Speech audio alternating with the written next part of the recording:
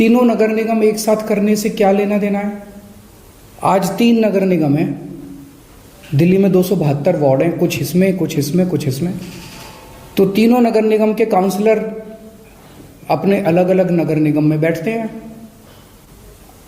चुनाव हो जाने दीजिए, अगर तीनों को इकट्ठा भी कर दोगे आप तो वो एक जगह बैठने लग जाएंगे। दोबारा चुनाव कराने की क्या जरूरत है? अभी चुनाव रोकने की क्या जरूरत है? चुनाव टालने की क्या जरूरत है? चुनाव करवाओ, नए काउंसलर आएंगे और नए काउंसलर जो भी आएंगे वो जब तक तीनों नगर निगम है तीनों में बैठ जाएंगे, एक नगर निगम होगा वो एक साथ आके बैठ जाएंगे। तो चुनाव टालने की तो जरूरत ही नहीं थी।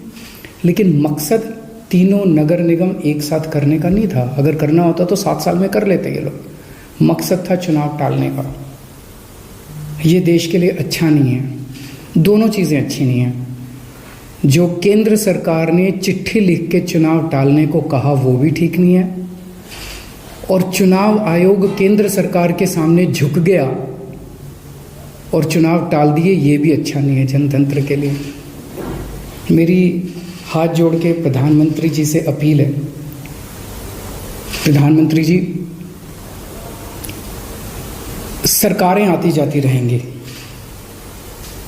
कल आप भी नहीं होंगे, कल मैं भी नहीं होऊंगा। हम इम्पोर्टेंट नहीं हैं, लोग इम्पोर्टेंट नहीं हैं, पार्टियां इम्पोर्टेंट नहीं हैं, देश इम्पोर्टेंट है।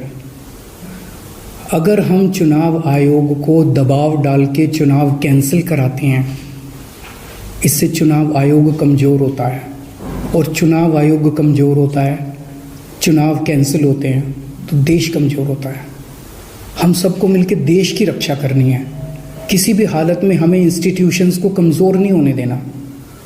मेरी आपसे हाथ जोड़ के विनती है, चुनाव कैंसिल मत कराइए।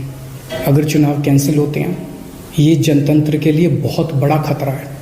आज ये कहा जा रहा है कि हम तीनों एमसीडी एक करना चाहते हैं, इसीलिए चुनाव टाल दीजिए। कल को